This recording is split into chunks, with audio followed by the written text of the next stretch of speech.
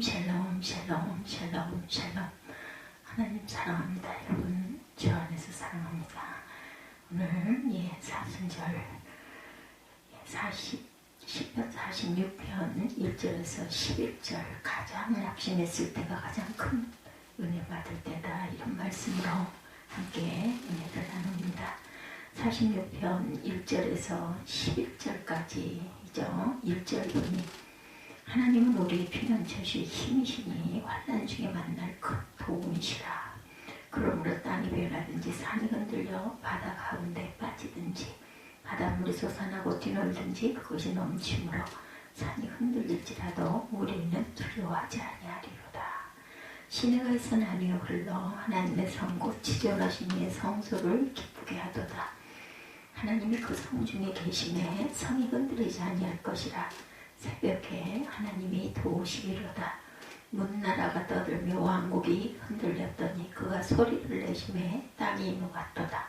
만군의 야훼께서 우리와 함께 하시니 야곱의 하나님은 우리의 피난처시로다. 와서 야훼의 흔적을 볼지어다. 그가 땅을 황문지로 만드셨도다. 그가 땅 끝까지 전쟁을 쉬게 하시며 활을 꺾고 창을 끊으며 수리를 불사르시는도다. 이르시기를 너희는 가만히 있어 내가 하나님 됨을 알지어다. 내가 문나라 중에서 높임을 받으리라. 내가 세계 중에서 높임을 받으리라 하시도다. 만군의 야훼께서 우리와 함께 하시니 야곱의 하나님은 우리의 피난처시로다. 여러분 생각나는 찬양 없으세요? 제가 찬양을 잠깐 찾아보도록 하겠습니다.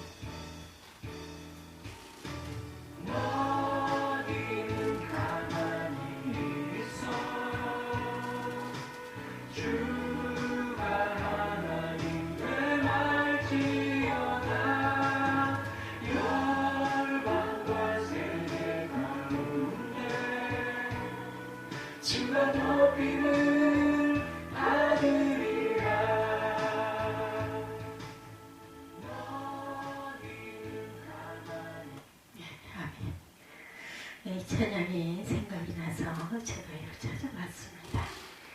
이렇게 아름다운 곡을 붙이니 더욱더 은혜가 되고 또한 이렇게 기억이 나서 감사합니다. 시편 46편은 우리가 의지할 분이 하나님밖에 없다, 이렇게 신앙 고백을 하고 있죠.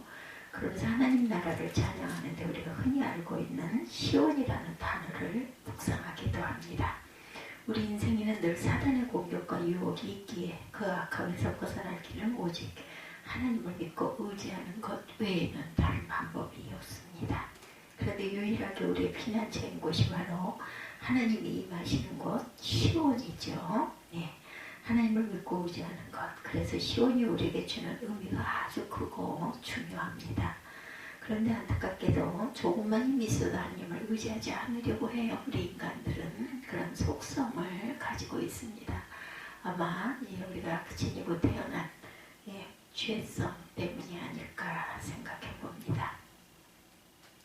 목회자로 살면서 그런 성도들을 주변에서 많이 봤습니다. 하나님께 도와달라고 간절히 기도하던 분이 어느 날 또한 일이 좀 잘 풀리고 돈이 좀 생기고 여유가 생기면 편안하게 살아야겠다라고 놀러 다니죠. 점점 예배는 오지 않고 목사님들이 하시는 말씀도 귓가로 듣는 둥 마는 둥 이렇게 돼버립니다. 그런 사람이 보입니다. 물론 그렇지 않은 분도 많으신데 이런 분들도 계시죠. 언제 다시 하나님을 의지하는가? 힘이 없어졌을 때, 가난할 때, 환난과 어려움이 왔을 때 이렇게 인간의 속성 속에는 저도 마찬가지죠. 조금만 힘이 생겨도 교만하듯 사는지 또한 조금만 또한 문제가 생기면 금방 또 겸손해집니다. 마치 당자의 비유를 실제 보는 것 같죠. 더 중요한 것은 이런 일들을 경험했다면 다음에는 안 그래야 하는데 여지없이 또 반복을 한다는 거죠. 우리 인간은 참 약한 존재라는 것을 깨닫게 되는 순간들입니다. 우리는 고난을 당해도 은혜는 고난을 당하지 않습니다. 오늘 본문도 우리에게 주옥같은 고백들을 하고 있죠. 하나님은 우리의 피난처시여 힘이시니 환난 중에 만날 큰 도움이시라. 우리 찬양 들으시니까 기억이 나고 찬양 들으시기 전에도 이 시편을 보면서 아마 기억들을 많이 하셨을 거예요. 찬양이 몇 장인지 몰라서 제가 찾아봤습니다. 자꾸 우리는 잊어버리죠. 네, 있습니다.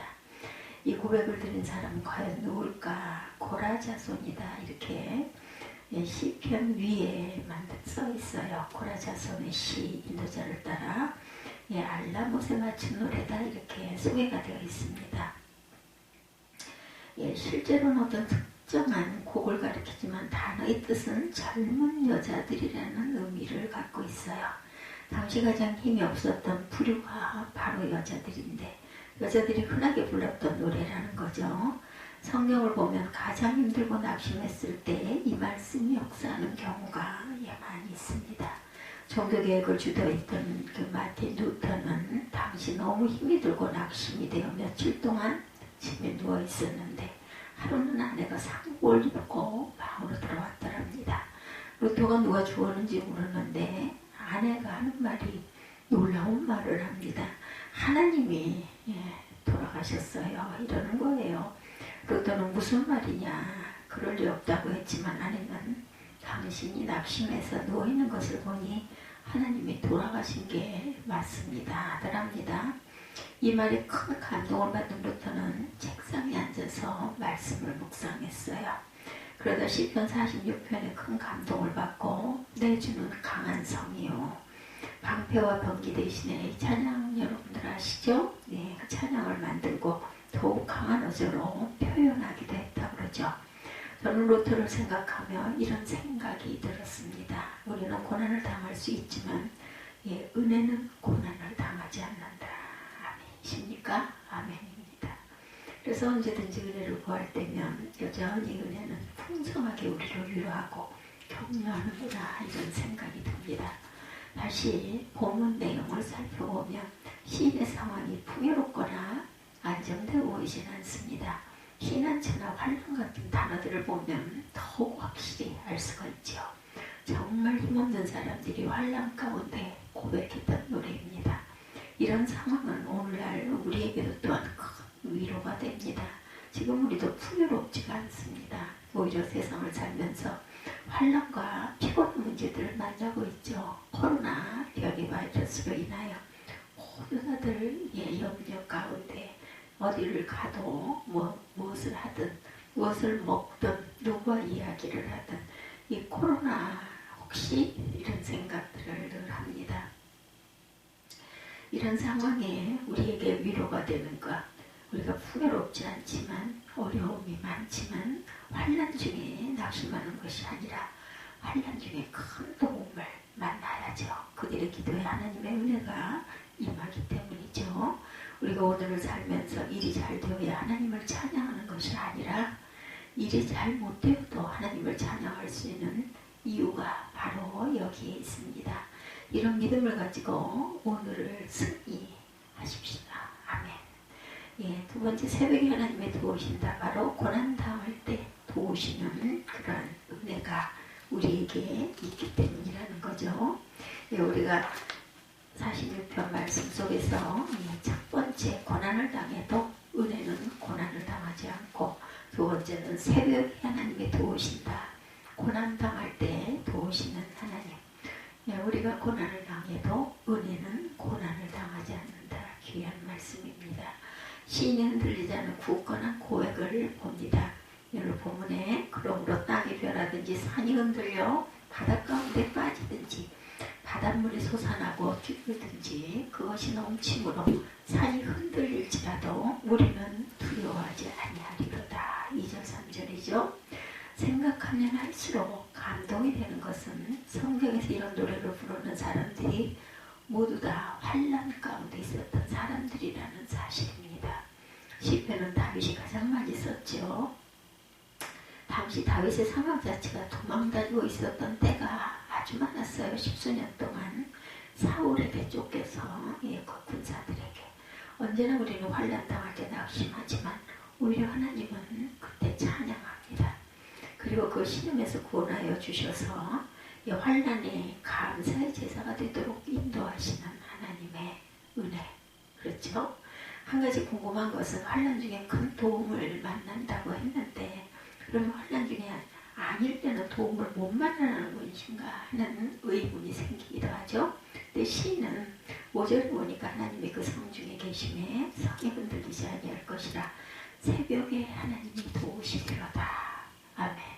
이 시간 지금은 그리 이른 새벽은 아닙니다. 저희는 예배가 조금 늦죠. 직장인들 직장에 가기 전에 예배를 드리고 가는 시간에다 맞추다 보니 6시 가까운 시간이죠. 대개는 새벽 예배 하면은 4시 반, 5시. 요즘에 또 직장인들에게 맞춰가지고 1부, 2부로 드리는 그런 교회들도 제가 주변에 많이 있는 것을 또 보기도 합니다. 하나님의 그 성 중에 계심에 성이 흔들리지 아니할 것이라 새벽에 하나님이 도우시기로다.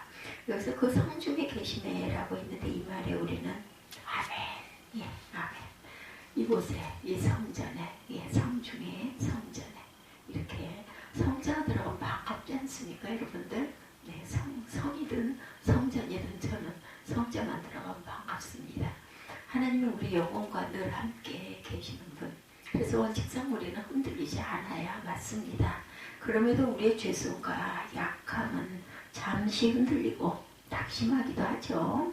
그러나 다시 기도할 때 하나님이 위로하시고 힘을 주십니다.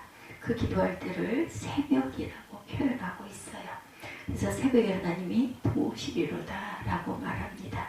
새벽엔 이른 아침이라는 문자적 의미가 아니라 하루를 시작하면서 가장 처음 시간, 인생이 힘들고 어려운 상황에 아무것도 할 수 없는 시간을 지나 이제 한 걸음 뗄 수 있는 희망의 시간을 상징합니다. 우리가 기도할 때 바로 그때가 새벽이라는 사실을 기억하시기 바랍니다. 새벽, 곧 고난당할 때 더욱 기도해야 합니다. 우리가 새벽을 깨고 기도하러 왔지만 새벽 시간이 어떤 특별함을 의미하는 것은 아니고 시간을 내어 기도하고 있다는 사실 자체가 중요해요. 그렇죠? 또한 일을 할 때, 운전을 할 때, 무엇에 집중을 할 때도 우리 마음은 늘 기도한다고 저는 생각합니다. 여러분도 아마 그러실 것입니다. 우리가 그런 의미에서 환난 중에 기도하는 자들을 향해 새벽을 깨웠구나 하시는 거죠. 세 번째 은혜는 성공과 승리의 결과적 개념이 아닌 임재와 동행의 존재적 의미입니다. 임재와 동행의 존재적 의미. 승리나 성공의 결과가 아닌 임재와 동행의 존재적 의미다. 시는 새벽을 깨우는 우리가 어떻게 기도해야 하는지도 말합니다. 기도의 내용을 말하기보다 기도하면서 하나님이 어떤 것을 묵상해야 하는지 이것을 말씀하고 계시죠. 8, 9절에 보니 와서 야외 행적을 볼지어다. 그가 땅을 황무지로 만드셨도다. 그가 땅 끝까지 전쟁을 쉬게 하시며 활을 꽂고 창을 끊으며 수레를 불사르시는도다. 아멘. 하나님이 이스라엘을 인도하셨던 그 기나긴 여정을 표현하면서 지금 우리 문제들도 동일하게 인도하심을 말하고 있습니다. 하나님은 우리의 땅, 즉 상황들을 다스리시는 분이죠. 세상의 수많은 전쟁들조차 하나님께 속하였어요. 이기고 지는 문제들이 모두 하나님께 달려있음을 수없이 성경을 통해 증거합니다. 하나님은 우리의 땅, 상황을 다스리는 분이다. 세상의 수많은 전쟁들조차 전쟁은 누구에게? 하나님께 속해 있다. 말씀에도 있죠. 이기고 지는 문제들이 모두 하나님께 달려있음을 수없이 성경을 통해 증거하셨어요. 중요한 것은 하나님의 은혜는 시인의 문자적 표현처럼 우리를 전쟁에서 승리하게 하고 실패해서 성공으로 이끌어 주시죠. 그러나 이런 외적 표현 때문에 은혜를 결과적 의미로 받아들여서는 안 됩니다. 승리와 성공은 은혜의 결과가 맞지만 시인의 주장은 하나님이 하나님의 방식으로 일하심을 신뢰함과 동시에 그런 하나님이 나와 지금 함께하고 있다는 굳건한 믿음입니다. 그 믿음이 있기에 승리와 성공을 선포할 수가 있죠. 따라서 은혜는 우리 마음을 먼저 만지고 회복시킵니다. 주변 환경을 만지기 전에 우리 영혼이 먼저 믿음을 가지고 일어나게 하십니다. 그래서 시인처럼 우리도 아직 승리하지 않았지만 믿음으로 승리를 선포하게 되죠. 변한 건 아무것도 없지만 승리를 선포하면 힘이 납니다. 그리고 견딜 힘, 이길 힘, 용기 주십니다. 아멘. 성경은 선포자의 믿음을 강조하고 있습니다. 지금 네 번째 은혜의 효과는 내 영혼이 가장 먼저 가장 많이 누리게 해야죠. 인생을 돌아보니 저도 교회에서 받은 상처도 많고 목회자들에게 또한 받는 상처도 많았고 또한 성도들에게 받은 상처도 많이 있습니다. 아마 은혜가 저를 붙들지 않았다면 벌써 울며 뛰쳐나왔을 수도 있겠죠. 오랫동안 상처 속에 살았는데 어느 순간 회복된 나의 영혼을 발견하게 됩니다. 내가 이렇게 회복되었구나 하면서 감사하게 되죠.